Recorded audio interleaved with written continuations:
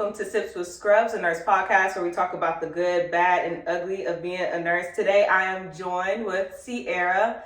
We're going to be sipping on Kiss My Legacy. So this is a black-owned, woman-owned wine. Okay. I haven't tried it before, so we're trying it together. Okay, it look good. So this is actually a rosé that we're going to be drinking, and it's these little specks in here are gold flakes. I don't know if y'all can see on the camera because it's far away. But no, when I first saw it, I was like, what the hell is that in the bottle? You see it? Yeah. I was trying to figure out what it was, but when I looked up on the website, they said that some of them have gold flakes in it. So I actually connected with them at a nurse event. They had like a black nurses event, and this lady was advertising her wine company. Mm-hmm. So I decided to taste it out. So she has 3 different ones.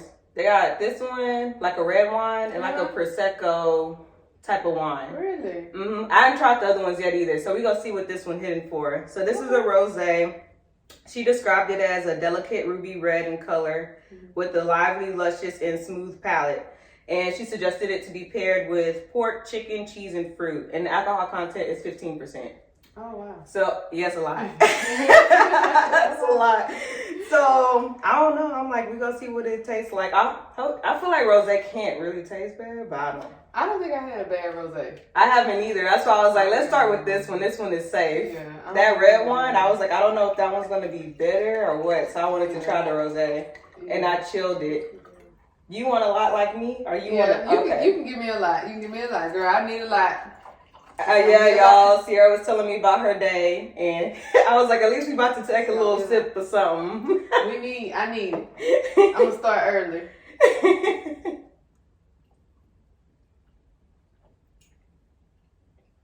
It's pretty good. I like it. It's light. It is. I wasn't expecting it to be that light. Me either. This is really good. But it's smooth too. Since it's light, it's deadly because then you just be you just keep drinking. Yeah, I said 15%. It's very light. It's smooth. That's real good. You have to watch out with this one, y'all. Yeah, because it's really light. You wouldn't even be able to tell. It's not sweet like the Stella Rosa rosé. I'm trying to think of what other rosés I've had to compare it to give them an idea. It's not sweet. It's just, I don't know how to describe it other than light. It's like a light taste. I don't think I've had one that light. Me either. Like normally they're a little bit more, like the Stella I know is like way more sweeter than the other ones I've had. They just don't taste like this. I don't know how to describe it, to tell y'all the truth, but it's good and it's gonna get you. It's gonna get you in trouble. I would definitely watch this one. Yeah, we'll let y'all know how we feeling by the end of the episode. Okay. So Ciara, go ahead and introduce them to you. Tell them like what specialties you've worked, what's your current specialty, how long you've been a nurse, and all that fun stuff. Okay, so I'm Ciara. I have been a nurse we're coming into 5 years now in February. I started out in med-surg. It was on a stroke unit, so I don't know if you really consider it med-surg, but it was kind of med-surg. Theirs was like a real stroke unit, not like stroke patients come there. Like the whole unit was stroke. Yeah, like we actually took all the stroke patients, if they were stable. I worked there for about 3.5 years, and then I left, and now I am in my current specialty is Neuro ICU. So I kind of bounced off of stroke, my previous experience, and it helped me a lot transition to Neuro ICU. The setting is a little different, but for the most part, it's the same. Just you have patients that's just a little bit more sicker, but the disease process is all the same. So it's been like 1.5 years with the Neuro ICU. Yes, it has. Coming up on 2 years in December. 2 years. So I just want to give y'all a little context. Me and Ciara used to work together. That was like our first nursing job, and she started a little bit before me. So she was like a month before me. So I was kind of looking at her like, what's going to happen next type of thing. But she didn't actually work on my unit. She worked on our sister unit. Across. And you know what? I've not experienced like sister units like that since that job. Like the way we be coming over to help each other, I've not seen that since then. I have not seen that either. See, I thought that was like normal because you think everything is normal based off your first job, and then when you go to other places, you like, oh no, that was just that. No. So ours was like truly like when they say sister units, like we used to help each other out. Like if we had a cold, we would run over to the other unit and help them out, or if they were short, we would pull from each other units first before we came to like the other people in the hospital. So we like cover each other's schedules. So that's how Ciara and I got acquainted mostly, because I used to always float over there. Then I charged over there for some time. She charged on her unit. How long you did? She was doing too much. I was doing everything. You've been doing too much since the beginning. First, she was charging. Then did you start charging on days first, and then you moved to nights? Yeah, I started charging on days. I charged on days for I think like 4 months, and then after that, I came to nights. And I think I worked on nights for 6 months, and then I came back to days. Yeah. Then I went PRN, then I came back full time. Then I went PRN again. Yeah, because she went PRN talking about she about to leave. And we like, well, where you going? Like, well, are you gone when you leave? And I know every time I ask, I'm like, so when's your last day? Oh, I'm not doing that no more. I'm like, girl, what are you doing? Yeah. So see, that's funny because that's kind of how you are. Yeah, that's kind of how I am now. I'm still all over the place. Never know what's going on. Trying to figure it out. Mm-hmm. That's it though. That's nursing, period. Just trying to figure out what you want to do, where you want to be at, what you okay with, and what you not okay with. It's a very broad field. That's what makes it also so hard. Very true. It's hard to like pinpoint like, okay, this is where I want to stay at. Mm-hmm. I don't think I could stay somewhere like forever. I don't think so. I said that post me going on my 6 months of separation from nursing. I said I couldn't stay nowhere, but we'll talk about that. Yeah, she went on a whole sabbatical. We'll get into that too. There's lots to talk about here. Buckle up. So now we're going to move into our Bad Girl for this episode. So I don't know about you, but I'm like a true crime fanatic. Mm-hmm. And since we nurses, I be looking up what people did and how they got in trouble and what crime they... Yeah, okay. So we here. Yeah. So today we talking about, I don't know if you heard of her, but you probably have because it was really common. Nicole Linton. So she was the Houston nurse. She traveled to Los Angeles and she got into that car wreck. Mm-hmm. You familiar with that story? Yes, I am. So I'm going to just give y'all a quick rundown just in case y'all haven't heard it. It actually happened a month ago. So apparently she's a traveling nurse. She was in Los Angeles and she was charged with 6 counts of murder and 5 counts of vehicular manslaughter. And basically, it was funny how it actually rolled out. Because at first it was kind of like, is she crazy? Was she drunk? Like, was she on drugs? Like, what was the reason, basically? So she they said it was like within 5 seconds, she went to like 120 miles per hour and she crashed into all them people. Yeah, she got charged with 6 counts because one of the people who were killed on site was actually a pregnant woman. So she ended up getting charged with 6 counts of death. So yeah, they said it was only like 5 seconds and it went that fast. And they were trying to recall, like ask her like what happened. How did you get, because they found out she didn't have like no drugs in her system or anything like that. Yeah, I saw that. So then come to find out, she has a history of mental illness. Mm-hmm. And then when I was looking before, because I'm like, okay, what mental illness? Like, what is it? So apparently she had bipolar disease. So I was looking and I was like, they started telling us about like this website I was getting the information from because I was kind of article hopping. Mm-hmm. One of them went into like real detail about how she even found out she had a mental illness because she had just got diagnosed. I think it was in 2019 or something like that. Mm-hmm. It was 2018. They said that she ran out of her apartment during a panic attack, and when the police approached her, she jumped on top of a police car when she was arrested. So I was like, what? Yes, girl. I didn't know those details. I know. I was finding this all out, and I was like, this is crazy. Because when you just hear, like, she ran straight into people, I was like, is she suicidal? I thought she was suicidal. I did but too. then it ended up being that she had mental illness. So then they was giving us, like, a whole rundown of the different issues she's had. Because I don't know if you heard also before, but she's been involved in a lot of different car accidents. I heard that. It's been, like, I can't remember if they said 20, but it was something, like, extreme like that. And I was kind of like, how you still got a license? Like, how can you drive or anything? Yeah. But apparently when I was reading, they said it was in different jurisdictions. So there was not an actual accurate number, of how many she had been involved in. Mm-hmm. So that happened in 2018, her first episode, and that she was diagnosed at Ventab. What? Mm-hmm. So they diagnosed her with bipolar, put her on some psychiatric medications. They said a year later, she was involuntarily committed to a psych ward because her neighbor called her family because they saw her running out her apartment complex naked. How was she still a nurse? That's what I'm trying to figure out. We've been talking about this forever. How is she still a nurse? I was like, the dots was not connecting, huh? Because it was like, these are like extreme things going on. And then, like, I think it was like 3 different incidents that were that severe. Like, she wasn't taking her meds after she was first diagnosed. So I'm like you, because I'm like, is she practicing at this moment? Because how are you fit to practice at this point?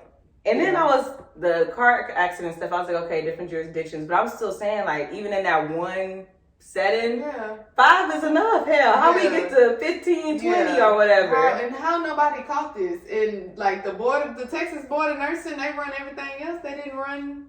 I'm trying to tell you. They didn't run a report? I'm like, I don't know, maybe it was during the pandemic, people wasn't keeping up with stuff. So that was all happening around that time. And then I think they said in 2020 she had gotten involved in another car accident where it was like 2 total cars and all that stuff. So this is like been building up over time. Yeah. So she actually has been jailed since that time. She pleaded not guilty because she said she doesn't have any recollection of what occurred. I'm like, sis, I don't know what to tell you. Yeah, you have to serve some time. I don't know if I care if you recollect or not. You're not taking your medicine. You're not doing what you need to do on your part. In my opinion. So I'm like, I don't know how much time you gotta serve, but you need to serve something. And then I wanna know, how did she like bypass all of these barriers? She's a travel nurse. So did they not run background checks? Because when you run background checks, this stuff should come up. They said they do when I talk to travel nurses. That's why I'm like, it's a lot of holes. Yeah, that's crazy though, but something was bound to happen. Like, crazy, because I'm like, it was built up over time. But yeah, that's the tea, y'all. And she's supposed to be set to be arraigned in October 26th. Wow. So by the time y'all hear this, some news would have dropped. So y'all update us in the comments and let us know what happened with that. But I was like, I didn't think it was going to get that deep. I didn't think it was either. I mean, I just thought that, she blacked out, maybe was suicidal. That's why it happened. But, as the story is progressing, it's like, okay, so you do this all the time. You just happen to get caught this time. I just thought it was a suicide attempt. Yeah. I didn't think it went to that depth at all. Yeah. And I'm still curious about how this didn't impact her nursing career. Well, I mean, in her defense, she was a neuro nurse, so coming from another fellow neuro nurse, I'm gonna just say, we're different. I'm dead. I'm not making any excuses for her behavior. You just like you understand. I tell people when they float to neuro, the patients and the nurses both, they both a little. I heard that before. Too. That's why when I be getting the psych patients, they be like, "Oh, that's why you get along well with them." I'm like, honestly, I just treat them like everybody else. I think that's the thing. Yeah. I think people be scared, and I'm like, they're still a person. Yeah. So I think that's why we get along, because other people be like, not taking into consideration whatever they're telling them. Are they like, are in and out, like they're not actually talking to them and stuff like that. So I think that's the only reason why we get along well. I'm like, I just treat them like they're human. Like, yeah. So takes a special person. Yeah. That's all I can say.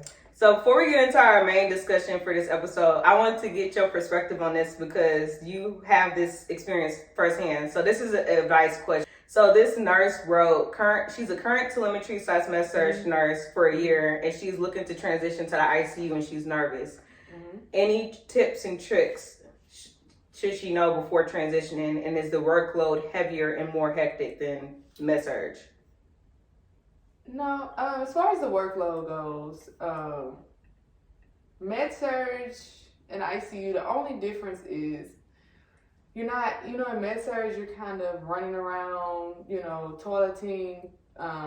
You have multiple meds to pass. You're more like task-oriented busy. ICU is your patient is kind of like circling the drain all day, and you just never catch your tail, because as soon as you fix the heart rate, then here goes your blood pressure. As soon as you fix your blood pressure, then here goes your ventilator. So you're constantly thinking and on your feet, and then you get to a point where you start to try to anticipate, like, okay, this patient came in with this, I fixed my heart rate, now my blood pressure's gonna go. I fixed my respiration rate, now my ventilator's gonna, it's just you constantly just running around all shift, just trying to catch your tail, and you never catch your tail. So I wouldn't necessarily say To me, the workload is the same for both of them. It's just that in med-surg, you know, you're trying to juggle more. You may have a sick patient in med-surg as well that has multiple things going on. So I would possibly say med-surg is busier, but the workload to me is still the same. And then, how was your transitioning process? The other part was, did you have any tips and tricks? I did a fellowship program. Okay. When I went, so I recommend that because they teach you like the ventilator, they teach you how to work the monitors, they teach you, you know, in med surg we would draw ABGs and stuff like that, but we never had to interpret. So now you really have to interpret. So I would probably say one of the most important things is to do a fellowship program. You definitely need that. And in ICU, if the staff is available, try to make sure you have a preceptor who has at least 5 years plus of nursing experience. Not a baby nurse. Not a baby nurse. Not a year. Not that enough. You don't even know nothing. 2 years, not enough. You need somebody with 5 years of experience because every day in ICU, you're going to see something that you did not see the day before. And opposed to med surg, I always tell nurses, if before is, you call your rapid response and it's their problem. Exactly. Now it's your problem. Exactly. So that's why I'm not in ICU. you fix it. That's why I like mine, because I still can send them up. I'm like, they're going down. I'm calling that ICU and P. Hey, come get them. They don't belong here no more. Yeah. I know that was the hardest thing for me. I'm like, that's the last stop. That's the last stop is ICU. So if we can't fix you, it's in God's hands at this point. Yeah. We always say that transferring. So get an experienced nurse. Yeah, that's the most important. Do a fellowship and make sure you have an experienced preceptor if it's available. That's the most important thing. If it's not, because I feel like a lot of times it's not. How would you circumvent that? Personally, we're having that problem a lot in ICU right now. Because I feel like it's a lot of 1 year and 2 years. Yeah, because all the experienced nurses are traveling. So are they dipping out and going up? Yeah, like NPs and everything else. Yeah. So what we have done is, and I mean, I guess for yourself, is try to find that one person, because you do have some good nurses that are good that only have 1 year of ICU experience, 2 years of ICU experience. Try to just find your resources on the unit. When you do start there, try to find out, make a good rapport with your physicians. That's something that's important too, because at this point, if you don't have any experienced nurses, the physicians is going to be the next thing that you can go to and have that trusting relationship. Like, hey, this is going on. I need you to come look. Yeah. So that's honestly what I would say. And also read. I know as nurses we don't like to read up on things. Yeah, we got tired of that after we graduated. Yeah, that's why I wouldn't recommend that. It's like my first thing to tell you to do is to go read. For me, the transition was the physicians. They help out a lot when you don't have no help, because you look to your left, you look to the right, there's no one. So, and you just know you have this sick patient. So, right, yeah. Physicians, actually going and being okay with, hey, you need help, or telling them, hey, I need help. Can you come see this? Can you come look at this? So, it's just making sure you're in a good culture. Do you feel like the years of experience, does it matter if it's solely in ICU or if it's just like nursing in general? Say like it's a nurse who's been a nurse for a while, but she has been on ICU for like a year or two. Do you think that make a difference versus a nurse that just graduated that's a year in ICU and that's their only experience? It definitely makes a difference. Okay. And the difference is, it doesn't really, I should rephrase that and say, it doesn't really make a difference, because I feel like the nurses that have nursing experience are still stronger than the newer nurses, because when situations come where you have a difficult doctor, you have that confidence because you're used to dealing with physicians to come and say, hey, no, I need you to listen to me. Like, okay, that's true. This is going on. Like, just having confidence and being able to at least, look at your vital signs and say, this is wrong. Things like skills, being able to say, I'm going to go and, if I don't know what's going on, I can go and start. Because those things translate from department to department at that point. Those are just nursing things you learn just by being a nurse. It's not necessarily tailored towards ICU, but will prove to be helpful. Okay. So while we're still talking about Neuro ICU, we gonna just go ahead and transition into like, what is Neuro ICU anyway? Because you're my first person on here. Oh my goodness. That's Neuro ICU. So you got to get on the rundown. What is it? Like, what defines it? What differentiates it from the regular ICU? So Neuro ICU, if you talk to any Neuro ICU nurse, they'll tell you Neuro ICU is the forgotten specialty. We were the first specialty that was closed during COVID. Nationwide. Yeah, they were. I remember that because I used to get floated down there, and then they was trying to move people out. Yeah, we were the first specialty that's closed nationwide. They closed us down first. Not the the elective surgeries was first, huh? Well, the elective surgeries they don't really count. I mean, I didn't even count that. Yeah, I said they didn't even count. They was really going with those. They was like, oh, ain't no more. You ain't get no bariatric surgery, none of that. Yeah. Elective surgeries is gone first, but I feel like neuro, as far as like opening a unit, like an actual medical, that was the first unit to go at every hospital because typically that's like the smallest unit. Yeah. Or one of the smallest units, and typically neuro has the most staff. That's just really. I did not know that. Usually has the most staff, and the reason why I say the most loyal staff. Because I can see that. It's hard to find one. We're very hard to find, but when you find one, as long as the hospital is doing what they're supposed to do, we typically don't leave our jobs. So it's a low turnover rate. It's a very low turnover in neuro ICU. Okay. So, I mean, neuro ICU, girl, is broad. We get strokes, we do cerebral angiograms, we get subarachnoid hemorrhages, anything with the brain. We do get a little psych. I see MS patients. I see pretty much a lot of patients who went to cath lab and something happened and they had a stroke or they converted or something like that. They come to us. So we get a lot of helipad patients in ICU. You know, maybe they were at an outside facility and something went wrong. They converted. At some point during their hospital stay, they was in anticoagulation and they converted. And when you say converted, what do you mean? Hemorrhagic, like they converted to a hemorrhagic stroke. Okay, gotcha. So at some point that happened, and then they had to life flight them to us. We get a lot of seizure patients too. So I see a lot of seizure patients, and if you're a seizure patient and you come into ICU, you're unstable, which means if you're it's all the time. It's all the time, nonstop, pretty much. So neuro is broad within its own specialty. I feel like it's not as broad as CV. Yeah. CV is more mechanical. Like they want to, you can go in and fix stuff. Like they want to fix balloon pumps and all this other. In neuro ICU, we don't do all that. We have maybe like one device, maybe two devices. It's like a lot of meds. Yeah. We do, everything is done with your blood pressure and heart rate with neuro. And y'all get like a lot of motor vehicle accident people too, huh? Well, traumatic brain injury?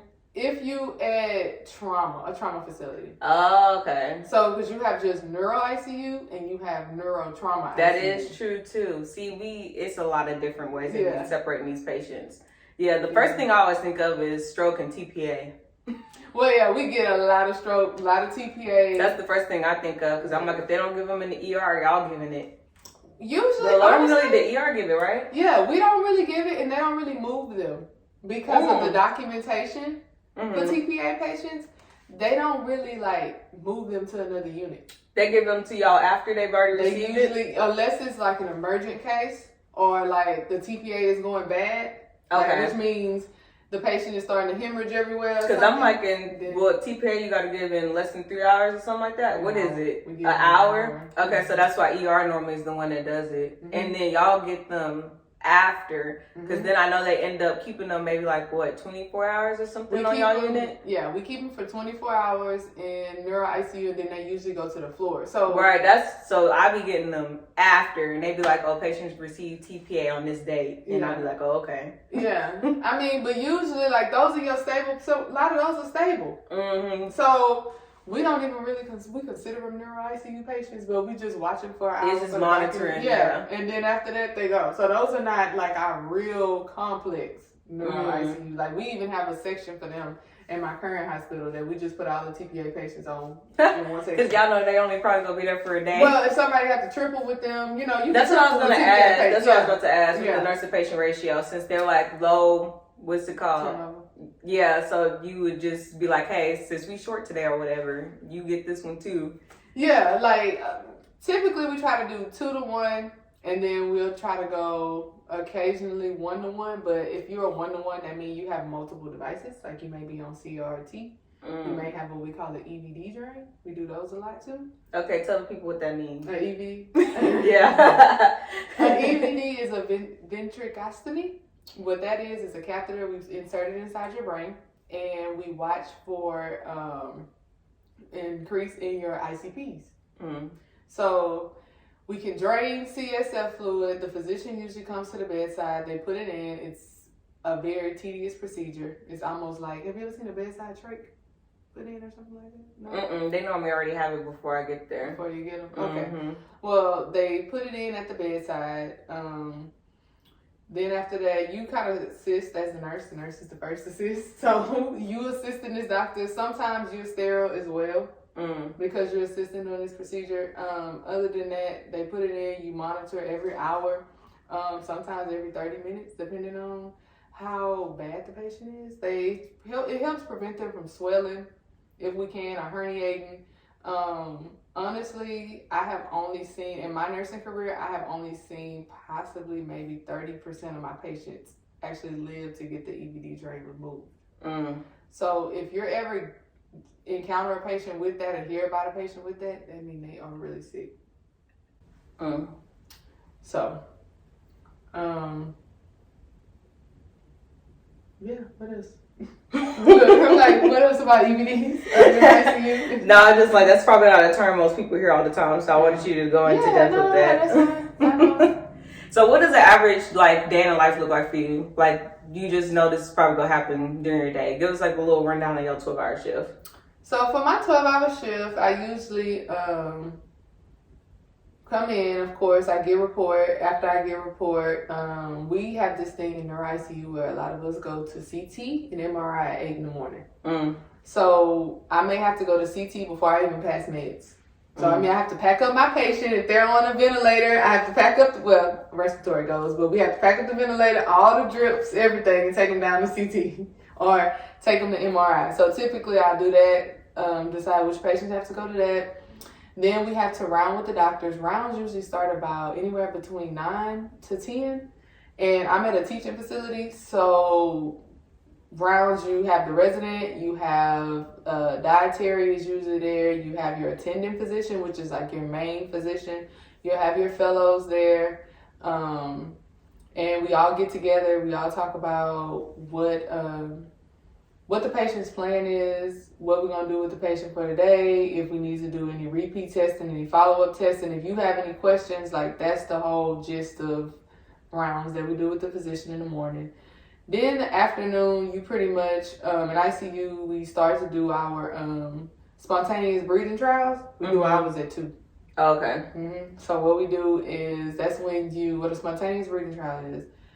That's when you pretty much switch the modes on your ventilator, turn off your sedation. If it's, of course, if it's appropriate for the patient. We do get those patients where it's like, it's not appropriate for us to do anything right now. Right. You just know it's like, nah, not today. yeah, you just, nah, not today. But we do try to turn off the sedation. We call them sedation vacations as well. Yeah, I've seen that.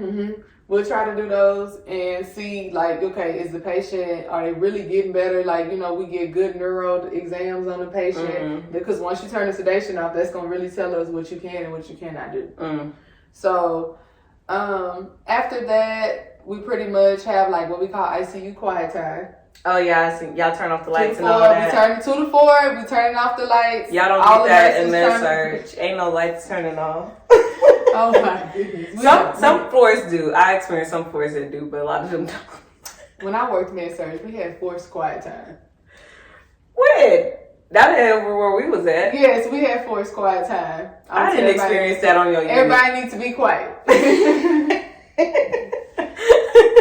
Well, but no, after quiet time, I call it bewitching hour. From 4 up until... Is that when shit go 7. down? I call it bewitching hour because every day in ICU at 4 o'clock is bewitching hour. I don't know what happens at 4, between 4 and 5. Shit going down? Yeah, all the patients. And it's on day shift? Okay, just making sure because I feel like that's the time on night shift when people want to turn up and start having rapids and codes. So it's the same time during day shift too? Okay. I I call it bewitching hour. I be like, I don't know what it is, but it's that time all the time on night shift. It's like if anything's about to go down, it's around 3, 4 o'clock, 5 o'clock in the morning. It's like, is the Lord calling you home now or what? And it'll be quiet. Well, it won't be quiet. You'll be busy.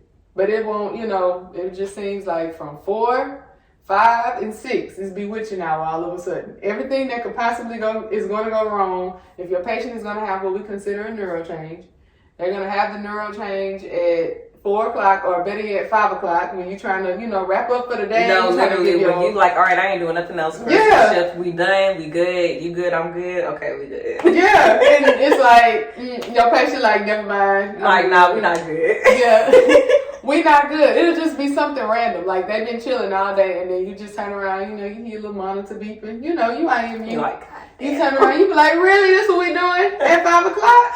Yeah, it really be pissing me off. And it's the worst time because the doctors be pissing me off. Yeah, it's not a good time. Yeah. Yeah, like the doctors are doing shift change. They trying to get off night shift. The new people come on, they be like, I don't know this patient. I don't know nothing about him. I'll be like, I know you don't, but can you just give me the orders? Yes, that's exactly how it is. They kind of give you that blank stare. Like, I don't know nothing about them. You tell me what to do, basically. Yeah, and like, I work with a lot of residents, so like. Oh, they really don't know what to do. Yeah, like first shift, so they give you that blank look in the face.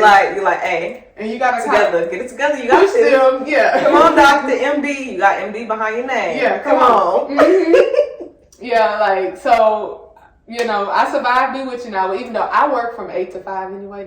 The hospitals don't know that, but I work from 8 to 5. Everything before 7 and after. Wait, I'm lying. I'm laughing at you, but I do the same thing. I just never thought of it. Everything. I do the same thing. I pass all the 4, 5, and 6. They all get passed together at 5 o'clock. It's done. 5:30. I'm done. There's no other orders. What do you mean? Everything after 5 is maintenance, and everything before 8 is. I'm trying to maybe figure out what I'm doing. I'm trying to look up my orders. I'm trying to get my life together. I make sure they safe. You good? You harsh your pain. Y'all know me. I'm regular. She different.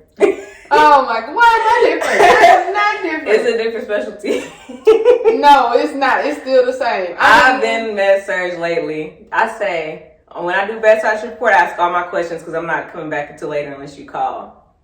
How's your pain level right now? Do you need anything for your pain? Are you experiencing any nausea? Because that's the only things they call about at that time. Yeah. Okay, I'll see you in a little bit with your morning meds.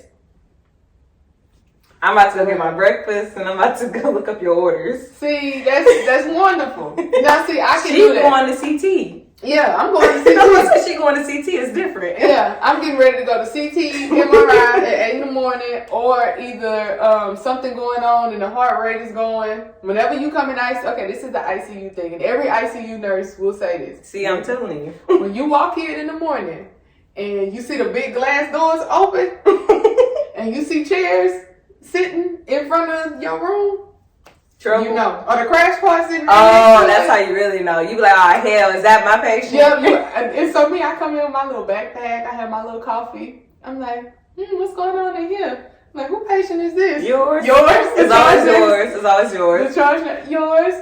God damn, you walking into some shit. So that's another thing. I don't like starting my day off like that. I already feel frazzled. I'm like, God damn, what didn't happen? Wrap that up before you go, please. And that's another thing. Like, I try to, leave, even no matter how bad the patient is, because in ICU it's kind of hard to pass everything, get everything done, because sometimes they're just so sick.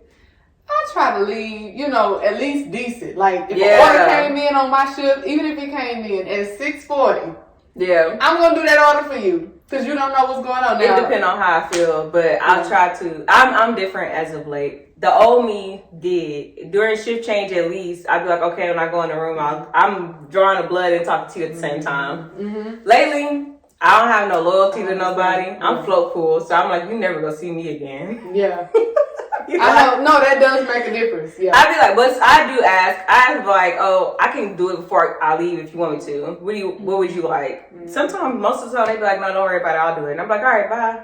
Yeah. You ain't gotta tell me twice. Yeah, no, I'm usually that nurse stuff for night shift because I know how hard night shift is because I work night shift. She was struggling on nights, y'all. Yeah, I would be like, just go, I got it. Like, I would tell the night nurse, just go, I get it. Like, you know, because sometimes you do stuff faster on your own. Like, and I'm like, I'm not trying to hear you come back to me talking about, oh, you couldn't do it or you couldn't get it and all this other stuff. Don't worry about it, I just got it. And then sometimes, like, if it's me oncoming, I'll tell them, go ahead. Yeah. I'd be like, it's fine, because I'm like, you already worked your 12, it's fine. Yeah. I'll do it when I first assess the patient. That's what I do. I don't rush to do it. Yeah. See, she different. She ICU. I'm med surg. Why you putting these PTT orders in when you know morning labs are at 4? What are you doing, doctor? Yeah. And nurse, why you didn't change the time? Some of these facilities, you can change the time. Every facility I worked at, you can change the time. That's what I'm saying. So why you didn't change the time to be when you got your other labs at 4 in the morning? See, that's that common sense stuff that some people are lacking. So, very much so. It's routine. I'd be like, don't worry about it. I'll get it later. Yeah, but no, nothing is ever routine in ICU. So. Right, so it's different strokes. Stat. Everything is stat. That's different strokes. But also, because with med surg and stuff, you know, you got so many people, so you can't do everything like, it really got to be stat. You trying to do it right now? Unless you ain't got nothing else going on. It's like, nah, put your care together. Cluster your care. No, you be going in and out all day. On med surg. ICU, yeah, it's different with the time management, how you do stuff.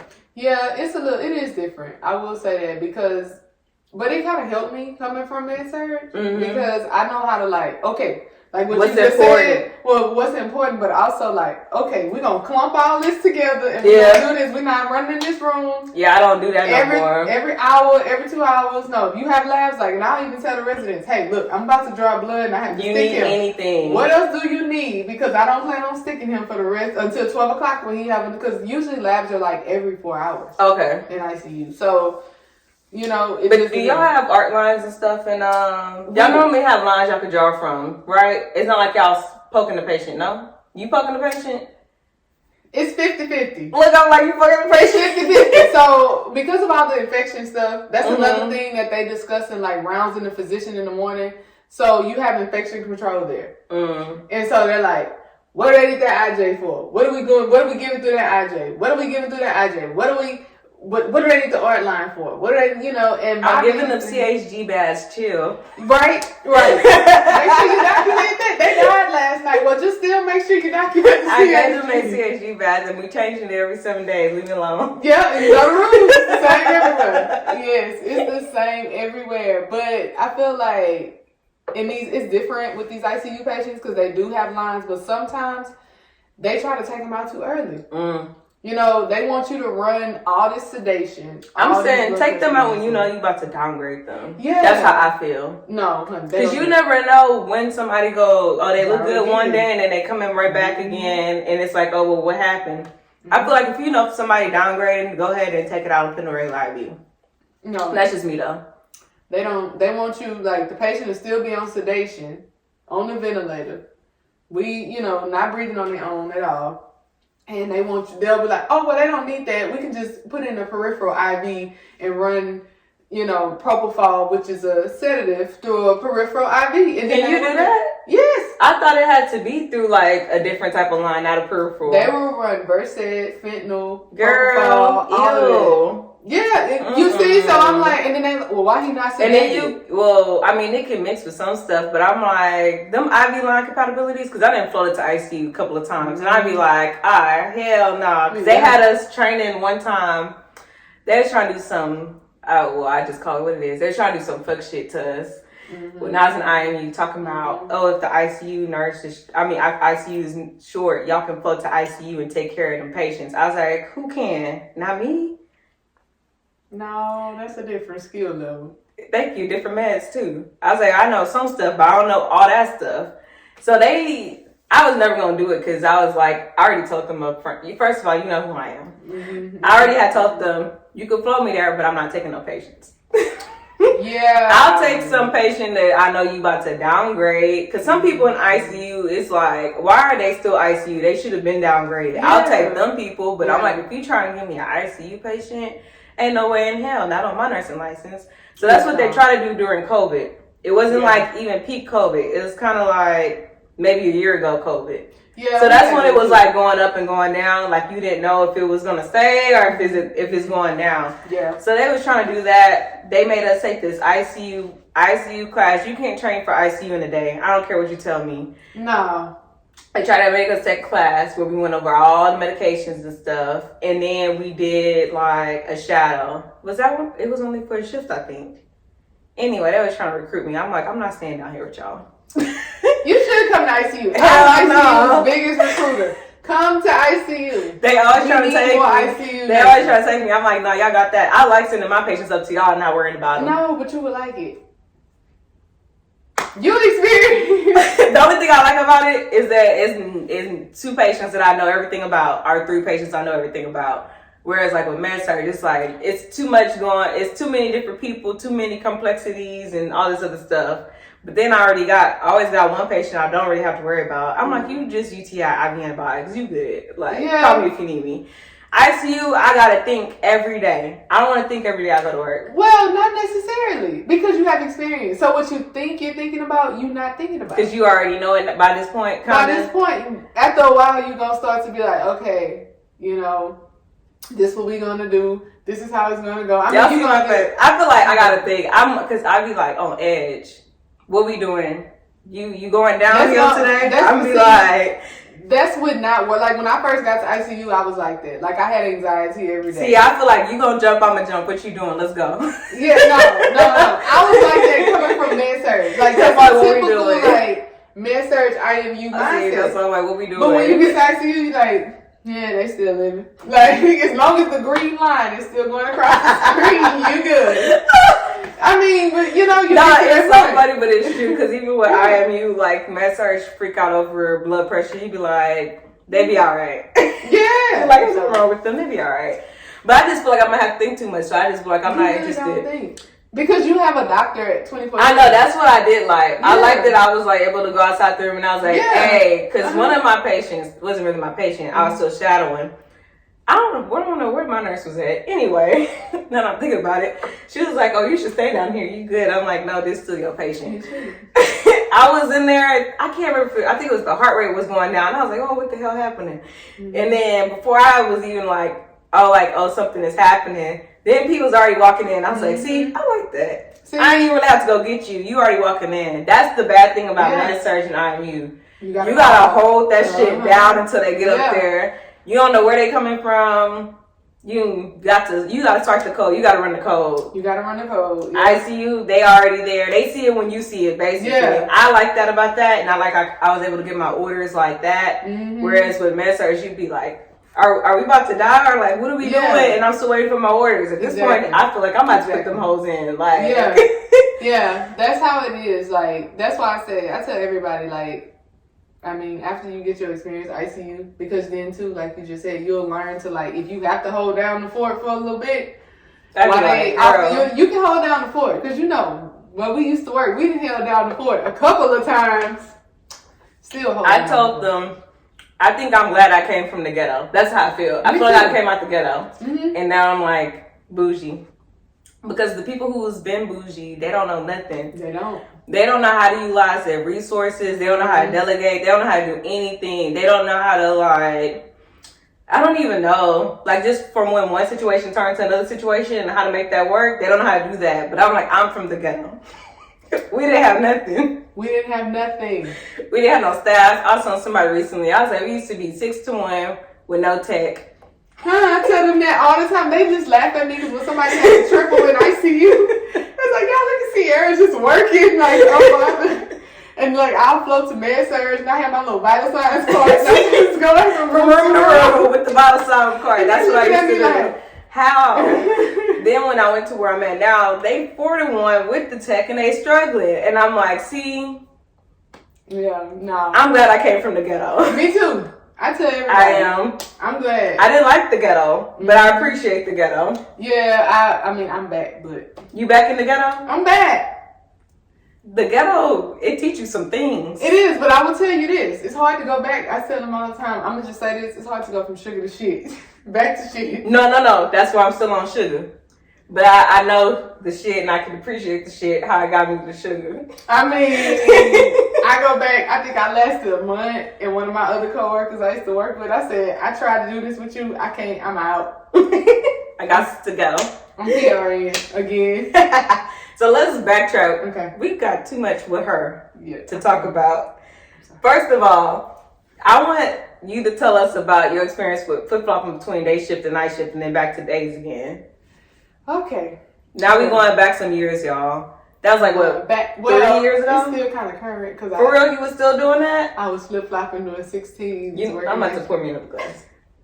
So, I was at that point in nursing where I was a little burnt out. So I said, I want to try something different because I'm just that type of person. I can't be bored. So I had got bored. That was the first time? That was the first time. Okay. This was the first time, the ghetto. That's all I'm going to say. I'm kind of the ghetto. Yeah, we got to classify our period to nursing. Yeah, so we was in the ghetto. I decided, okay, I need a break. So let me go to night shift. I thought that would be a nice idea.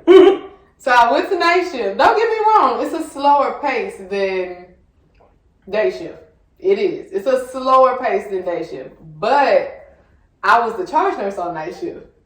Yeah, you was. So, you didn't go as normal. Huh? You didn't go as a normal staff nurse. No. Yeah, you was. I forgot about that. That's true. So I had to filter through, okay, what we gonna really wake this doctor up for? And that's something that I had never experienced coming from day shift. Like, we need something, we just call. But right. Nobody had to tell me this. I just, as a charge nurse, when people would tell me like, hey, this is going on, I had to sit up there and be like, okay, are we gonna wake him up for this, or can we just ride this wave? So that's why I can understand why, like, a lot of things, people complain because a lot of things don't get done on night shift.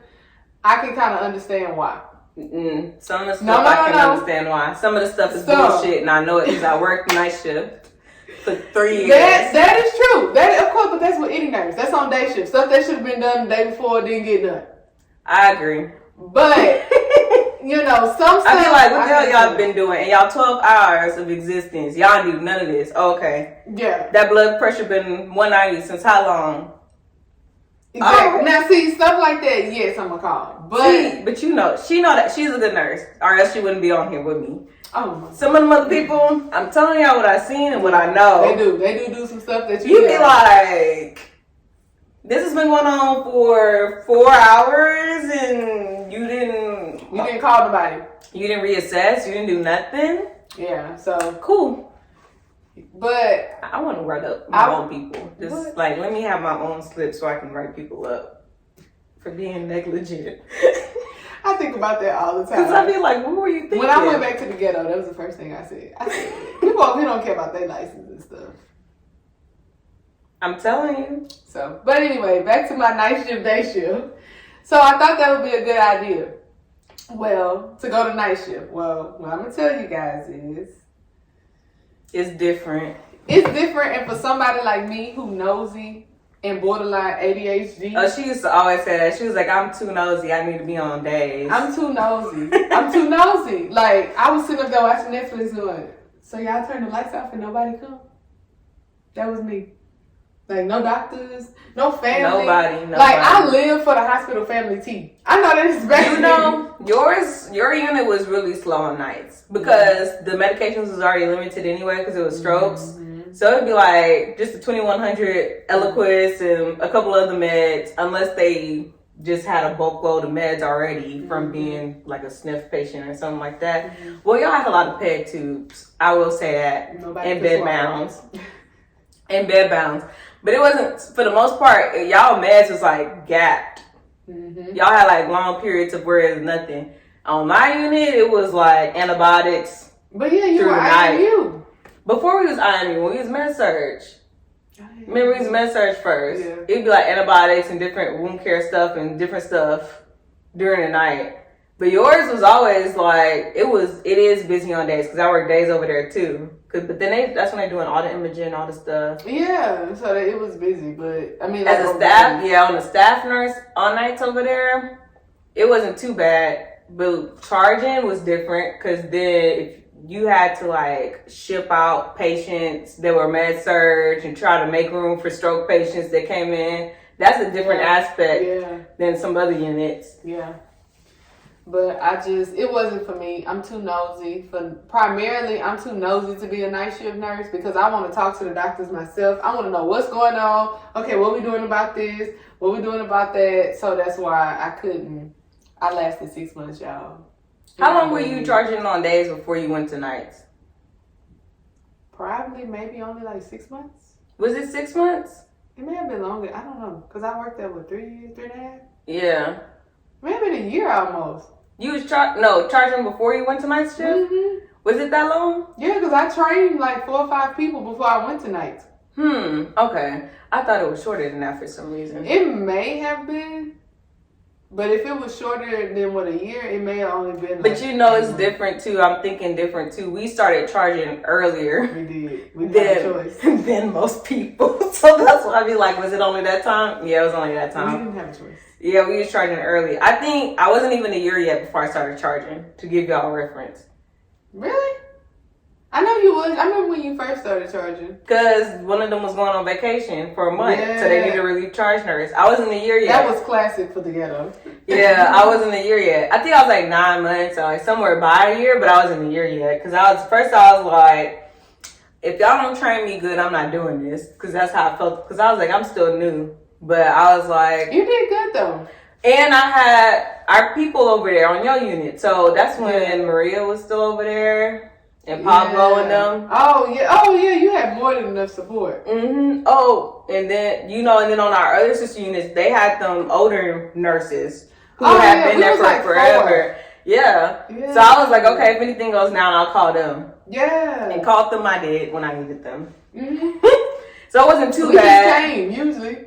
Yeah, so it wasn't too bad, but I just forget, like, the amount of time. That's not a long time to be a nurse. That's not. Considering that we were just now approaching 5 years and we already both have charge experience. Mm-hmm. She did it. I think yours probably ended up being longer than mine because I was like relief. You did it for like permanent. I was primary, yeah. Mm-hmm. So you did it longer over time. Mine was like sporadic. And then it was weird because it was like, mine was sporadic, but then when I did it, it'd be like I did it for like a month or 2 months. Mm-hmm. It was weird like that. Mm-hmm. I was like, y'all know I was what to be working calling like me. opposite somebody. So that's why mine was so bad. Mm-hmm. Every shift I was working opposite. And so I needed a relief. So I had to train my own relief. But anyway. So yeah, I went back to day shift after 6 months because I was just done with it. I was too nosy. It wasn't bad. I was just too nosy and I didn't like the fact that we had a situation with a sick patient and like I was talking to a doctor and he was like knocked out. Yeah, wake your ass up. 3 a.m. and it was like an emergency situation. And I was just trying to talk to him. I feel like I didn't have the resources that I needed at the time, so I was just done with night shift. So what, he wasn't answering the phone to get you what you needed? No, he answered the phone, but it was a cold situation. And I was trying to tell him like, hey, this is going on with this patient. And he was like, wait, what? But that's not his normal. What do you think? That's why I'm calling you. We know it's not normal. It was like you was coding the patient and you called him? And I was left, for one, I was coding the patient on my own. And we had no support from any physician for a minute. Like when you called the code and the people who came up there, there's no doctor? It was no.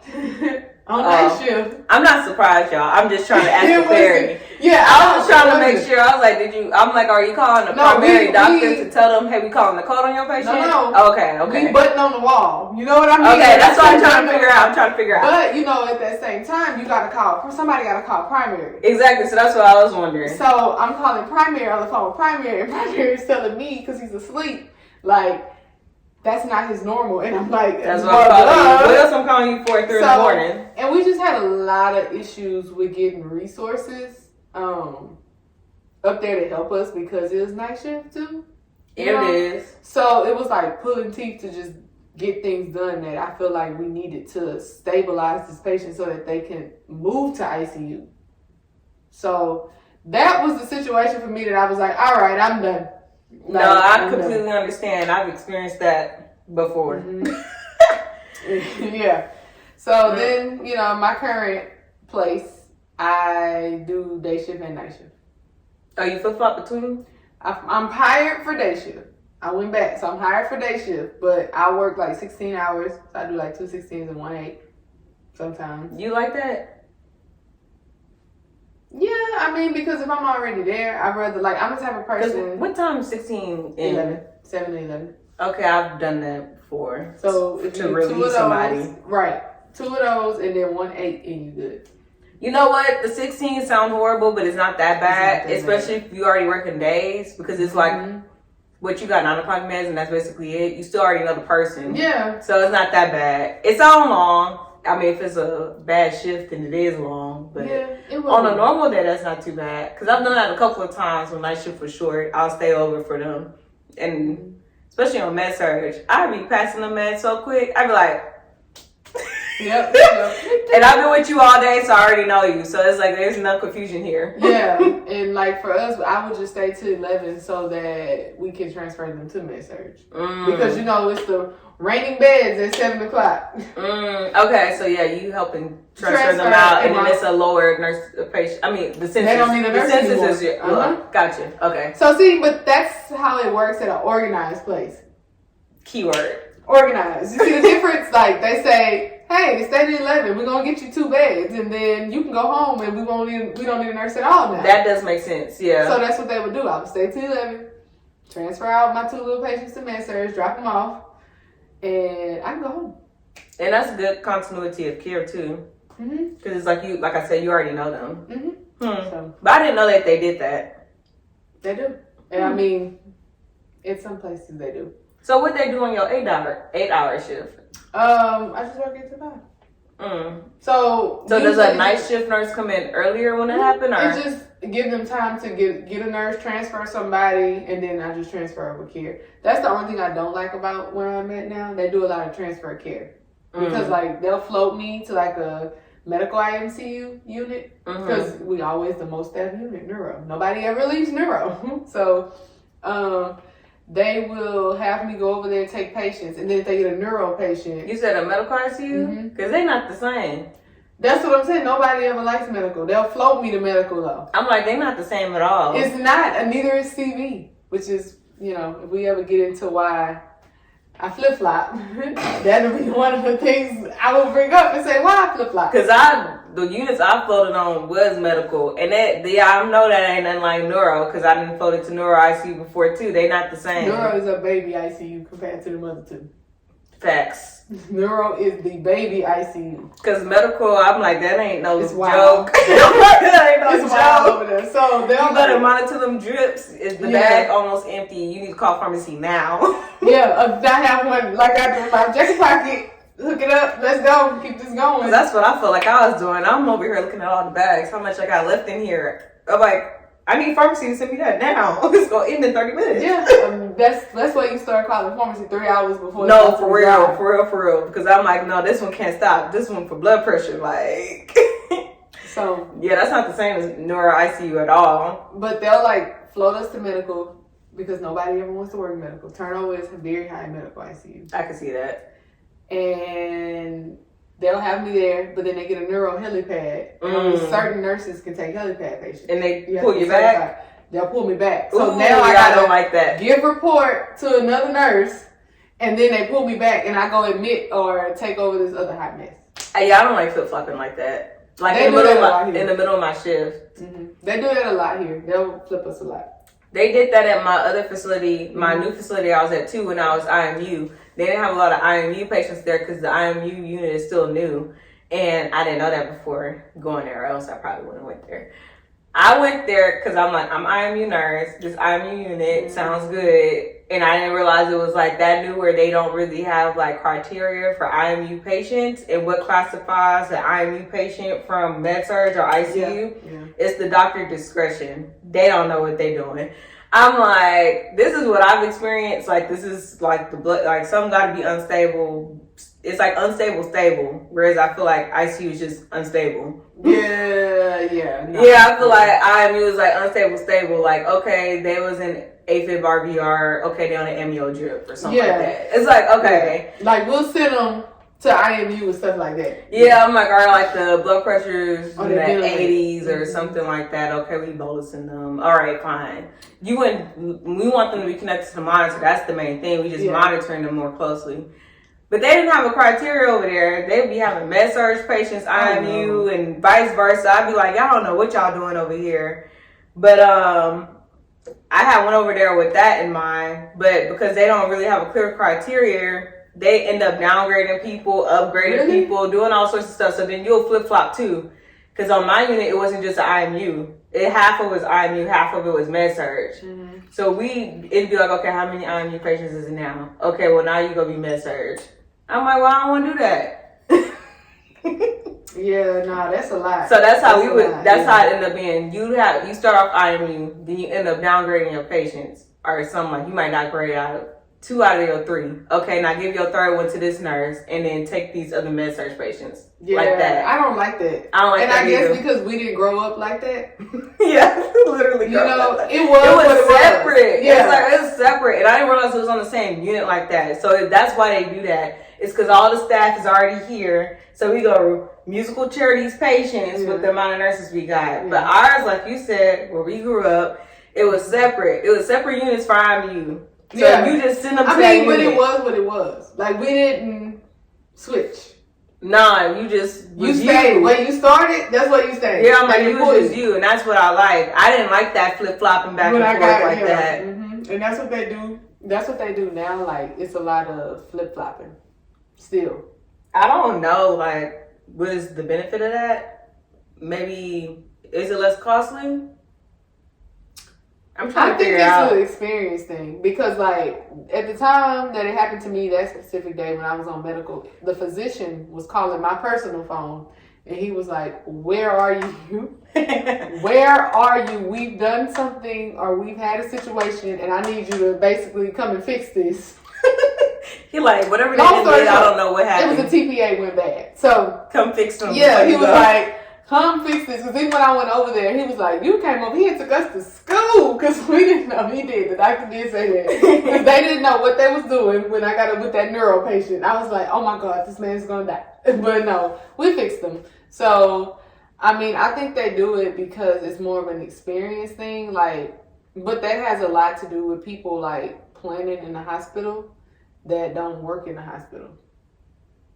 I know. So I'm trying to figure out, eventually I'm going to go into one of these roles that oversee this shit. Because I need to tell somebody, what y'all doing? It's not working. That ain't it. Yeah. And that's why a lot of people fed up with y'all. And we leaving to go travel. Yeah. People be asking that. Why are people leaving to go travel? Why not? Do you not see all the cons? Yeah.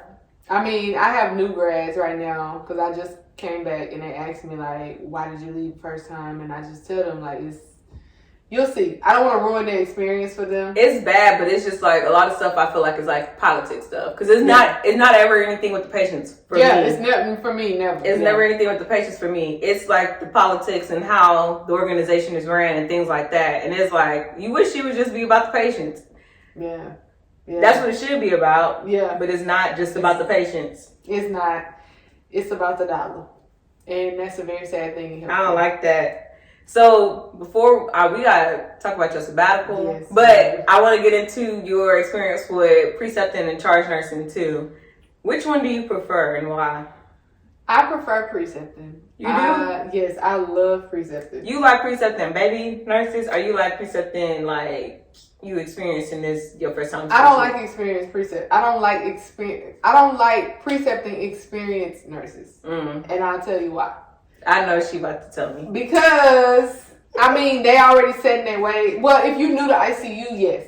But if you, like, have ICU experience and all of that, because I feel like, you know, it's a different, like, they are not as receptive to take information as someone else is new. So a lot of people don't come in with an open mind, like, okay, yeah, we know you know it, but let me show you. This is how we do it here. Everybody does the same thing, but different. It's different. And I can attest to that being float pool. I'd be like, none of these units are the damn same. Not one of them. Everybody do something different. They all different. And I'm in the same hospital system. So you would think they'd be the same, but they're still not the same. Even within the same hospital, you go to another unit, it's different. So I'd be like, tell me what I need to know to survive. But I've experienced that too. Nurses, you think you know everything. Oh, okay. You got it. Yeah, so I'm just like, no, I mean, but even though while you with me, you're going to do what I want you to do because we won at this point. And if something come back, they're going to look at me, not you. Because I'm supposed to be teaching you. So you're going to do what I say. When you get on your own, you can do whatever you want to do. Yeah. Don't give me no attitude either. Right. So I don't like precepting experienced nurses. I do like precepting the babies. And the reason why I like the babies is because I got a love-hate relationship with them. I mean, I love them because it's so interesting. Like, especially being in ICU where everybody's coding every 2 minutes. And they like, oh, well, the heart rate says 0. And I'm like, so what you gonna do? And they're like, I checked all the leads. And I'm like, okay, so what you gonna do next? And meanwhile, I'm out the room, like, getting the crash cart. And they're like yelling to them in the room. Tell me what you gonna do. Yeah, what you gonna do? And they're like, oh my God, he's coding. So, it's the moment that it clicks, it all starts to click in their head. That's what I like. Seeing them from the time when they come in and they terrified. They don't know what this line is and that line is, just to see them grow. I like that. And then when they get older, because I've had people even from the ghetto text me and say, oh my God, I always think about you. You taught me this, you taught me that. So my ghetto people be texting me too. I had went back, I was floating again to a different hospital. And then I saw my people where I used to work. I said, oh, you here now? And they'd be like, this was my preceptor. She taught me everything. Yeah. I was like, that's cute. That's real cute. Right. I was like, that was real cute. But they be giving me anxiety. Do they? I mean, they do, but you just have to watch them without watching. Like, I make them think that, like, I'm not watching, but literally I'm watching. I do that too, but I just be like, please don't fuck nothing up. Like, pay attention. I'd be like, please pay attention. This is somebody's life. I think it's because I just had an experience with one of them where he was lackadaisical and he already felt like he knew everything. And I'm like, you don't know nothing because you knew. I feel like it's the attitude. See, I had one like that, and after that, I started getting anxious behind people. Because before, most of them I dealt with, it was more of a, can you double check me? Can you make sure I'm doing this right? Can you, let me tell you what I'm about to do before I do it. He was like, oh, I know what I'm doing. I've done this before. I'm like, no, you haven't done this before. You knew. But you remember that? Yeah. And after that, I'd be like, nah, I can't trust you. Because I don't know what you going to tell me, what you're not going to tell me. So now I got to run behind you and make sure like you doing what you said you did. You don't really need help, and you just don't want to tell me you need help. It's a remedy for that, though. What As is a preceptor, you have to know it's a remedy for that.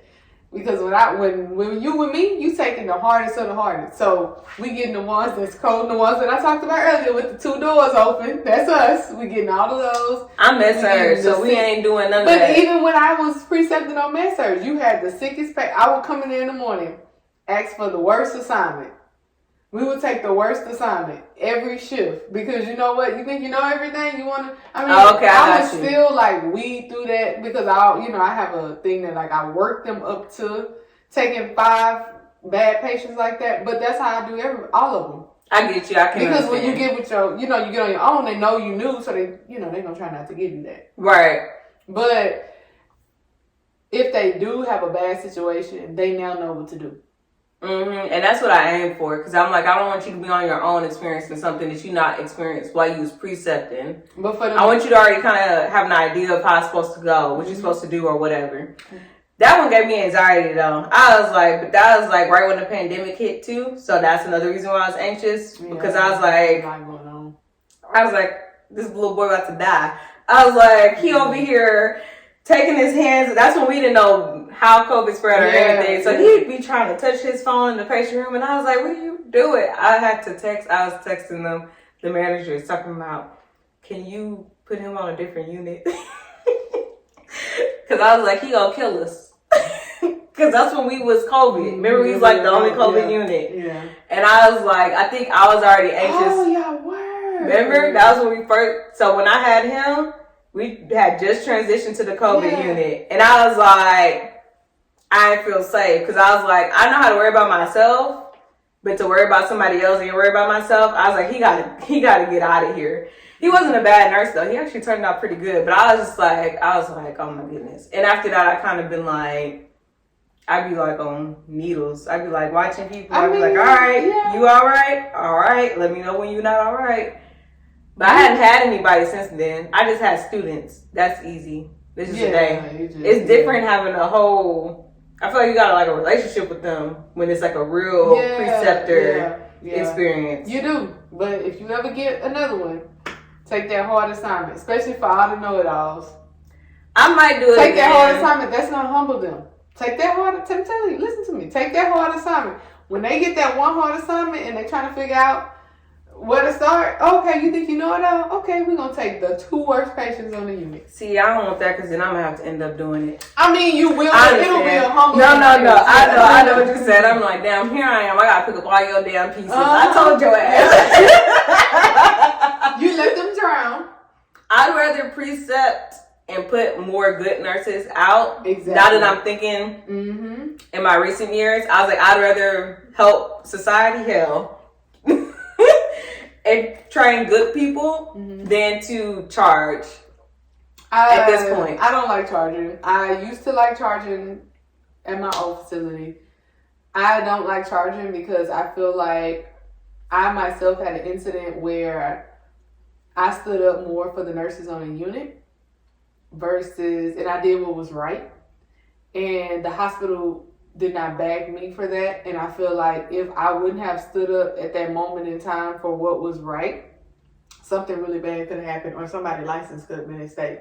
But I put myself on the line because I was like, no, we're not doing this. And so just with everything that's going on in the hospital right now, I know my attitude and I'm that person that's like, because even now I do that in ICU. I'm like, we don't have a nurse. If we don't have a nurse, I don't care if it's 9 patients waiting. It's no point in taking somebody else and something's going to happen to somebody. Yeah, and then you're going to be looking at me talking about why you didn't say nothing. Why you didn't do that? They always like to, we know, we've been around long enough. We know how the game goes. Yeah. So it's going to be like, okay, you keep trying to ask me, take this. And I finally take it. Then something bad happened. It's always when something bad happens. Unfortunately, somebody always has to die or some sentinel event has to occur. And then they be like, well, did you express to this person? Did you do this? Did you do that? Did you do this? Then it's like, okay, so now it's me. But I've been doing that. And they've been pushing back on me.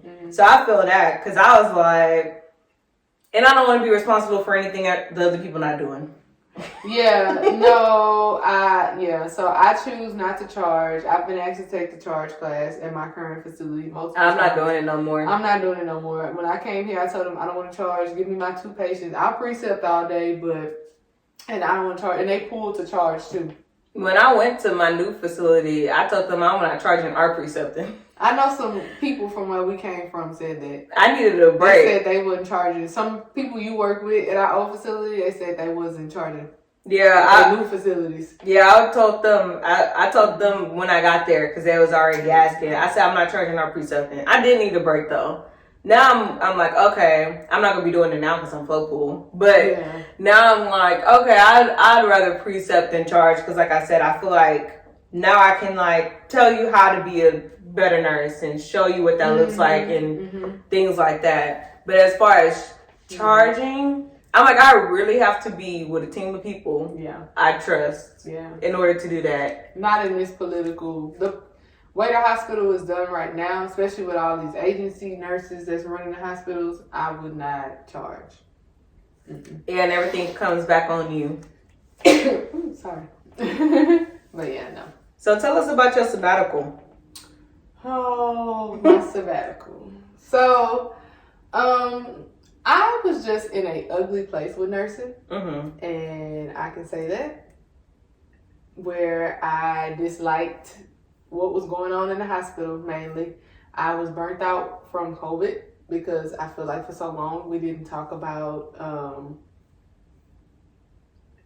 what was going on. Yeah. We didn't talk about, especially in ICU, everybody was dying. And they was dying like one after the other, and there was nothing we could do. And that's normal to a normal person. That's not supposed to happen, especially if you ever came to ICU, you would understand. You would develop this thing where you want to fix everybody.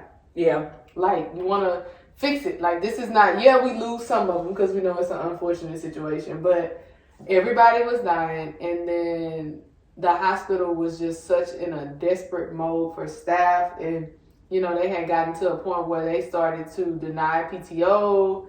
You know, it was hard.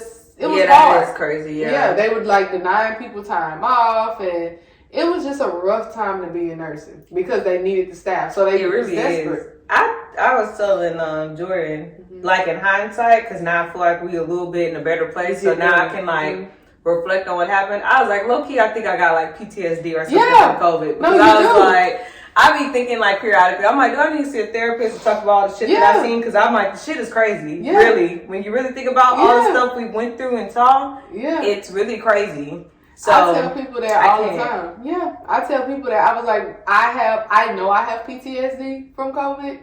Because even after being off for so long and like switching jobs and all of that, when I first got back to nursing, I had this anxiety. And I still have this dryness of like death. I don't know if that's what comes with being in ICU, but everybody tells me it's not normal. You know, even for older ICU nurses, they say that's not normal. But we've developed that because it was so like we were losing like we was losing like 3-4 people a shift. So it was like okay. And the hospital just thought we were robots. You know, we were just supposed to work. So I got to a point where I mentally was just done with nursing. I didn't want to be a nurse. I didn't want nothing to do with nursing. So I took 4 months off. Then after I took the 4 months off, I applied for different systems. Got hired in every system in the hospital, the Houston area. Salary wise though, that was my issue. The only people that would match my salary was my current employer, which was the same employer that I had left. So I started PRN at a couple of facilities, got hired full time, worked maybe a shift or two. I even went to pediatrics. I didn't know that. I went to pediatrics. I worked like a few shifts in pediatrics, and I was like, you know what? At that point, it's a nice place, amazing system. To this day, I have nothing negative to say about the system. Good hospital system. But it's the fact that I, as a nurse, was so burnt out that I was like, I can't do this. Because you mix in being burnt out on top of screaming children. It just wasn't for me. So I went from pediatrics the last couple of months, last month, to PRN in the ghetto. I went back to the ghetto. Back to the ghetto. Back to the streets. I was like full time over there for a while. And I worked there, I think, for a month. And I said, I can't do this. Back PRN? So I went back PRN with them. And it ultimately led me back to my old facility that I left. And it's because, you know, all the hospital systems are rough right now. You just have to pick the most compensating one. And you have to pick the one that you're going to be able to deal with. Right, because it's kind of like a pick a poison type of situation. It's something with everything. Yeah, because I got hired in even your current system. Yeah, I remember you had told me that. I got hired in that system, but I mean, when it came down to crunching the numbers, I was just like, no. And then I was at a sticky place with float pool because I had only had like a year and a half of Neuro ICU experience. They want you to have 2 years. So it was like, you can float med surge. And I was like, absolutely not after being in ICU. I mean, nothing against med surge. No, but I was just like, that's what you wanted to do. Yeah, so I was like, no, I'm going to wait. And then I was like, get some more, another 2 years of experience in ICU. And then I maybe will switch back over. Because even with me now, the way they do float pool, they don't do, first of all, I didn't know this. Things would have been different had I known. I didn't know that all the hospitals in my system did not have IMU. What? There's only certain hospitals. I was not aware of that. So because of that, it's not like IMU got their own float pool. It's linked to ICU. So it's ICU and IMU. So you have to be an ICU nurse to float to IMU, basically, with float pool. Because if the ICU don't need you, they'll go send you to IMU. So since I was just IMU, I don't get like priority over them because they don't want the ICU nurses going to med surge. So I don't understand, but okay. Yeah, so with me, when I found that out, it's like, oh, you have to be doing med surg. And I was just like, okay. The only reason why I was okay with it is because their nurse to patient ratio is lower than everywhere else. So I was like, okay, it's still basically some of the perks of IMU. That, I mean, it's easier for me because these patients are less complex. And that's a lower nurse to patient ratio than the other people. So I was like, that's fine. I don't think that's what I'm going to do forever. Because I really do think, like, IMU, I, like, really like. But you don't be knowing what the hell going on until you get in it. Mm-hmm. Like nothing. Mm-hmm. You think you know, and then when you get in it, it's like that's not what it was told. Not, yeah, you did not tell me this. That was me and Petey when I went to, it's a very known system, and I got there and I was like, I'm a little overqualified for this for one. Two, I'm too burnt out to deal with this. So. Good system, but let me go on back over here where I'm wellly compensated for what I do.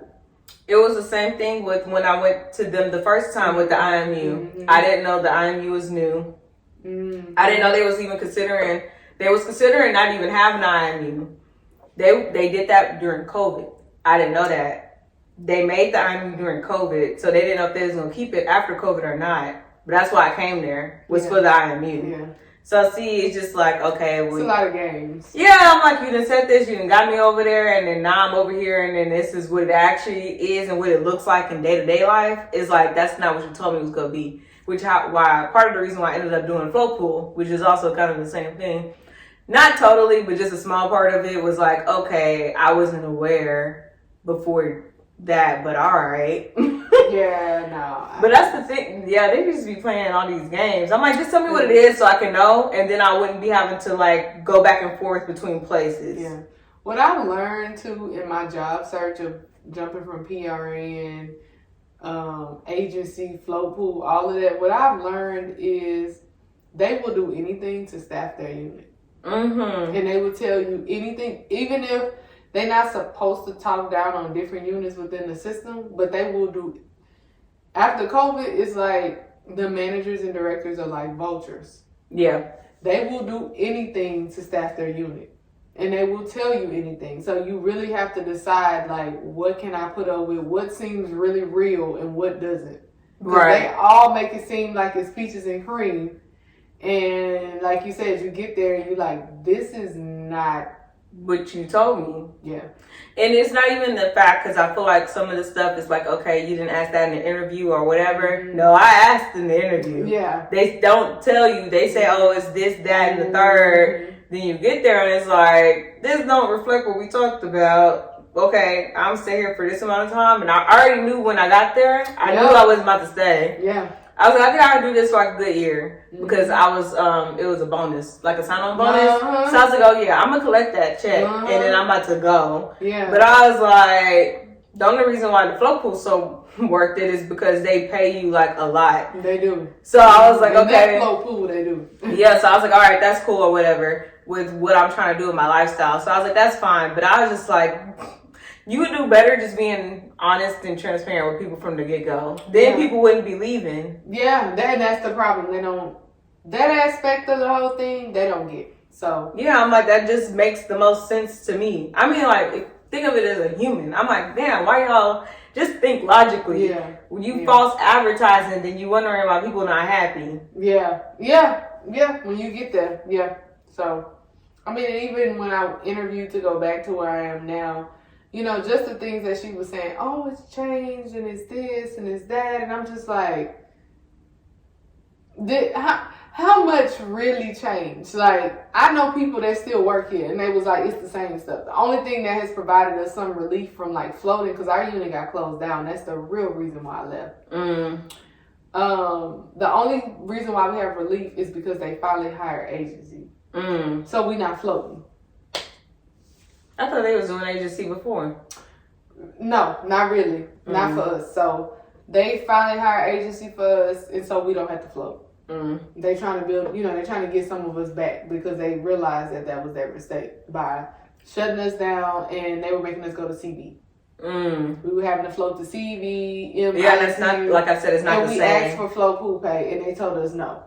Yeah, if you gonna keep floating me every shift. Yeah, we was like, give me flow pool pay. We would have worked flow pool if that's what you want to do. I'm trying to tell you, but this is not, once again, it's not what I signed up for. It's not what I asked for. There we go I'm again. supposed to be Neuro ICU. You float me every shift. Exactly. That's different. And you won't give me flow pool pay when I'm floating. No type of compensation. That's what's crazy to me, because I'm like, some stuff could be accommodated for if you would just like compensate people fairly too. Yeah. You paying these agency people double what you paying me. So what's going on? We asked for what, a few $10, $20? Couple of dollars. Yeah. I mean, that's how we did too, and we was the only COVID unit. I was like, most of the people was like, when the patients even, they would be like, y'all don't get paid a differential? No. We like everybody else, but we take care of y'all. And that's when we really didn't know how the shit was transmitted. Yeah. So that was really scary. It's like, I'm risking my life damn near. Mm-hmm. And I'm like everybody else. And the CEO, especially the ghetto, yeah, they make some money over there. Mm-hmm. I know y'all got it. Y'all just don't want to give it. He taking trips. Oh, I shouldn't say. Like Governor Abbott when we was over here freezing during ice storm. His ass was over there at Cancun. And he's just, it's still the same. Nothing changed with the year. When I came back, I noticed that. Nothing changed. I'm not surprised. So I'm just like, I don't know. I'm like, this can't be like this forever. Something has to shake. We need like a revolution or something. Like we need a union. Yeah, we definitely need a union. How we start one of those? And it's coming because in Austin they unionized. For real? Okay, because I'm like... So Houston not trying to hear that, but in Austin they did. I'm like, because Houston's so big, we got like all the hospitals over here and everything else. But I'm like, something got to be done. Like, because I'm like, this is kind of ridiculous, honestly. It's how they doing this. Yeah, I'm like, how they doing it? And then y'all looking at us funny, talking about why we don't want to work. Well, why the hell would I want to work for you? And it's every system. It's crazy. Yeah, it's everywhere. It's not just any particular one. So that's why I was back to the pick your poison. Yeah, no matter who you get hired in, don't listen to your friends, because I got friends that work for the best system in Houston, the #1 system in Houston. They complain. I got friends that work for the ghettoest system, and honestly, they happiest. They happiest, honestly. The people that work for the ghetto systems, they happiest. I'm good where I'm at because I'm getting paid. Well, yeah, that situation. Yeah, I'm like, where I'm at, I'm good. I'm here to say that, every system is... It's a problem. It's something with everything. It's something everywhere. And that's facts. So, how did you... Okay, I don't know. If it's too personal, then just don't... Okay, no, because I wanted to know. How did you afford your sabbatical?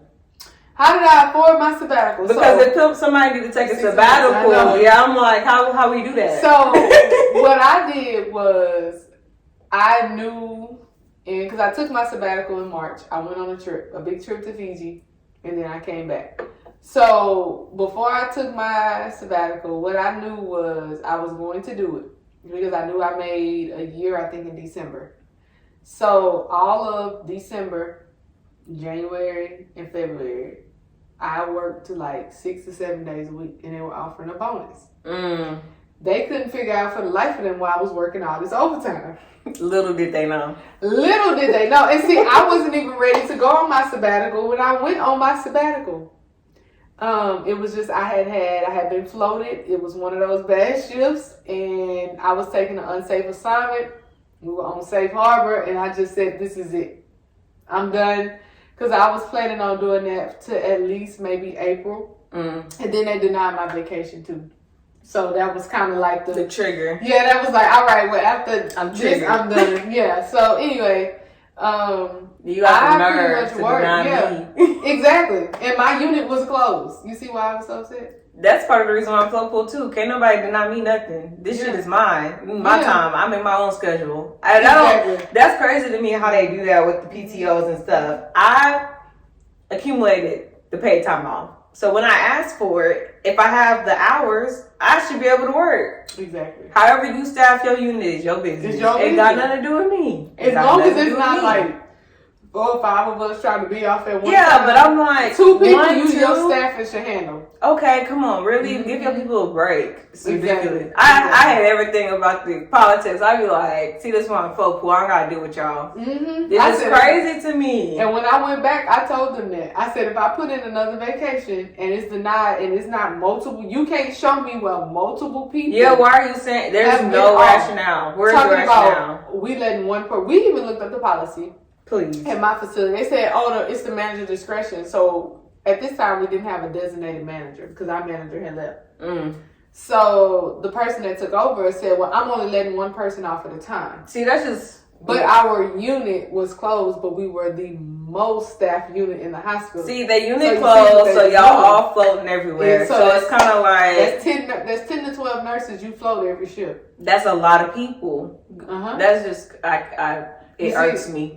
Yeah. I be irked and it don't be me because I'm telling you, I'm not going to be here. Exactly. So, yeah, that's what kind of what I was like. I was done, but in a nutshell, I pretty much just worked like 6-7 days and I just stacked my money. I was just stacking and saving, stacking and saving, stacking and saving. And I lived very minimal while I was off. Excuse me, I'm sorry. I lived very minimal. Like I paid my bills and that was it. Okay. I didn't really go out a lot. I didn't splurge a lot because I was like, let me find out what I want to do first and then get a job. But I was comfortable the whole 6 months. I think I started to feel it about month 6.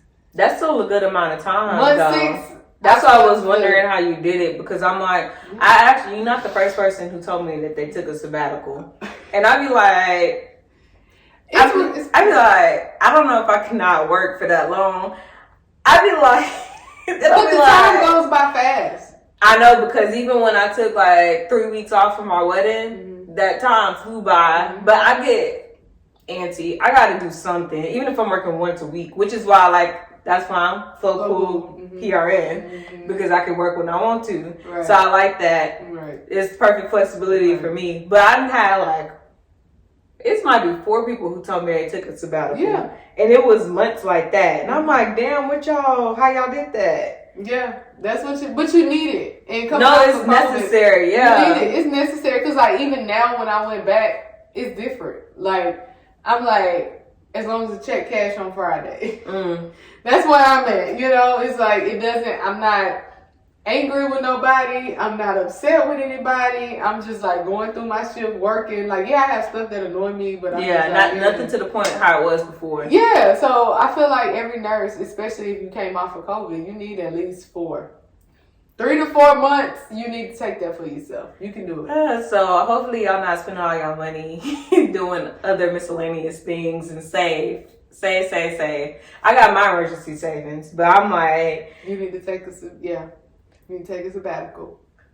I'm good. You own a sabbatical. Yeah, I'm good with flow pool. You don't belong to nobody. Yeah, that gave me all the freedom I need. I don't got nobody I need to yell at. I'm perfectly fine because then when I go to work and something happens, I'm like, well, I'm not coming back tomorrow. So that's how I feel about it. So it's different for me. But yeah, belonging to a unit, please. Yeah, you need a sabbatical. I belong again, and I'm just but I guess, like I said, it don't bother me as much. But it's different now. Yeah, you got different. I was like, honestly, now after doing flow pool, I don't know what I'm going to do again if I go back, to true bedside. Because I'm like, nobody's going to pay me this much. Yeah. And I'm not going to get, I'm not going to get none of this flexibility I get. Yeah. I pick my schedule 6 weeks in advance. If I don't want to work, I can cancel my shift up to 24 hours before with no penalties. Yeah, you're good. So I'm like, this might be the move for a minute. I agree. Until I figure out next steps. I don't know what my next steps gonna be. We'll see. At this point, I'm moving however life go. I'm not thinking about nothing no more. I think COVID put that into perspective for us all. Well, as if a nurse told me. A couple of days ago. COVID showed us all, no matter how good the system is, money can empty any hospital. That's the word. She said that, and I said that. Well, it was he. He said that, and I had nothing to say. We was just silent, and he said this in front of the hospital CEOs and everybody else. He said, well, I hope y'all learned in COVID that money can empty any hospital in a matter of seconds. Because that's literally what happened. You don't have nothing to say because it was like the drop mic kind of thing when he said that, because we were in an orientation meeting and he said, I just hope that, moving forward, we're working on the culture and the politics of the hospital, and I just hope that these hospital systems understand that money can empty any hospital at any time. Yeah, especially if I'm doing the same job I was doing before for triple the rate. Yeah, I tell it seemed like simple math to me. Yeah, and I mean, I tell all the new grads that now. I wish they would have seen the hospitals before COVID versus after, because now we run the hospitals, and it's very apparent that we run the hospitals. We know our power. We do what we want to do, and you hop on board. That's how. We ran the hospitals from the beginning. Yeah, it's just rather we have courage. We have a manner of, I'm gonna say, claiming our power and accepting it and knowing what we got. I mean, experiencing other nurses, I feel like they one of them kind of get along type of people. I'm like, no, if you're not happy with something, then voice it. That's how I feel. How are people be blaming other people for stuff that goes on, but then you don't vocalize it, so how are they supposed to know too? It's different once you vocalize it and then they still say no. But it'd be a lot of disgruntled people, especially in the ghetto where we were, that everybody was upset about something, but nobody was voicing it. Mm-hmm. Yeah, so I'm like, so at this point, you can't be upset at them because they don't know how you're feeling. It's just like, it's interesting to me. Now it's a different situation where you're voicing it and they are ignoring what you got to say. Now I'm going to be offended. Yeah. But for you just to be unhappy and you know what the problems are and you just not doing nothing about it, I don't know what to tell you, sis, but it's not for me. Yeah, it wasn't for me either. And those people are still there. I know. Because they ain't going to ever leave. They don't even, I'm like... When I showed up, I was like, I know that for a fact. So you've been here this long. But it's mesmerizing that you never like branched out and got to see what other stuff is like. So right. So before we close the episode, we scrub and sip. So we scrub a negative experience, which we have several from nursing.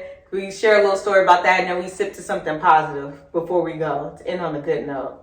So do you have anything you want to scrub? I want to scrub, probably would be floating to neuro nurses float, because I'm a neuro nurse and this is your first neuro nurse. Yeah, I want to say neuro nurses floating to CV. That's what I want to scrub. I am a neuro nurse. Do not float me to CV. I hate that place. I just wish they would just like make that a rule in a book that like we did not have to. So where you want to float to? I would go anywhere. I would go to medical. I would go to med surg. The ICU nurses don't like going to med surg. I love it, but I come from med surg, so yeah, you every now and then because the ICU through and through, they be like, "What the hell is this? What? Y'all got this many? Y'all got this?" Yeah, but see, that don't bother me. You know, I get my little paper folded in them sixes and get busy. But you know, that's where we come from. Right. So we used to it. Well, where is it, you know, in ICU floating to CV ICU, that just will always leave a bitter taste in my mouth. That is my worst nursing experience I probably had. I just hate that place. Like, CV ICU, I'm sorry if it's any CV ICU nurses, but I just hate CV ICU nurses. Well, not nurses, but I just hate CV ICU. You should have to clear that up quick. Yeah. Not y'all people. Y'all yeah, not just the nurses. Not y'all nurses. Yeah. I'm scrubbing. I feel like we need a revolution. So I'm scrubbing all this negative shit. Y'all bad managers out here don't give a fuck about nobody but yourselves. Yeah, we scrub them too. I'm scrubbing them bad, like denying the PTOs, because that pissed me off and it wasn't even me. I hear about it a lot. I'm like, because it hadn't happened to me, but I knew if it happened to me, some unprofessional stuff might occur. I just quit. See, but I'd be like, I'm about to cuss out all y'all in here. Mm-hmm. Not me working this hard and being an excellent nurse, and you go tell me I can't go somewhere? Please. There's no such thing.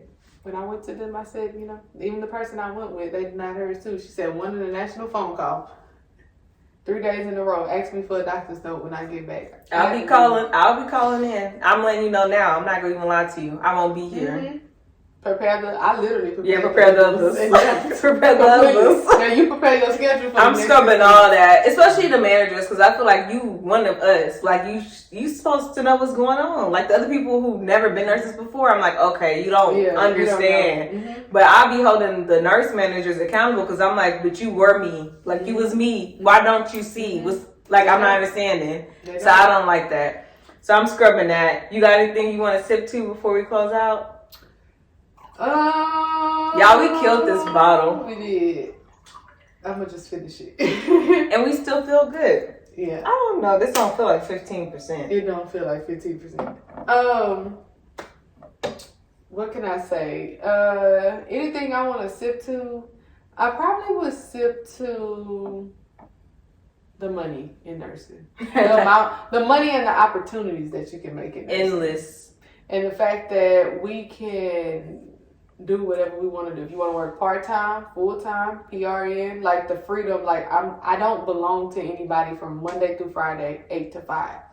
Even, with me being back a staff nurse again, like I can come and work Friday, Saturday, Sunday. I can work Monday, Tuesday, Wednesday. If I want to work extra, I can. If I don't have to. And if I want to buy something like a house, a car, I can just come in there and have my down payment probably in a week or two, and I'm good. Facts.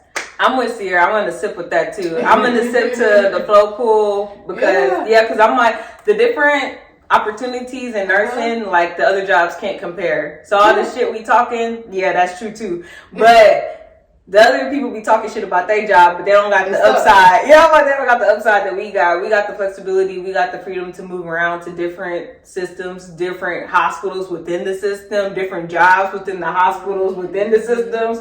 I'm like, you can just keep jumping and going and figuring out what's for you, what's not for you, and you, like I said, pick your poison. So I'm sipping to that because at least we know what we're getting into once we're there and decide to stay. And once you have your experience, I'm a prime example. I got hired in every system in Houston this last 6 months. Now she a testimony. I didn't take a day off, was clearly, but I did get hired in every hospital system in Houston. So if y'all need to know where y'all need to work and where y'all don't need to work, text Ciara. Now, if y'all want real tea, comment down below or DM me on Instagram at Sips with Scrubs. We'll give you an honest review. And not that fake shit they be putting on the Facebook groups talking about my job is great. I hate that shit. They do, Tell me what the fuck it is. Yeah, so we gonna sip. Y'all have something, pour up and sip along with us. All right, thanks guys for joining us for another episode. We'll see you again next week at Sips with Scrubs. Bye. Bye.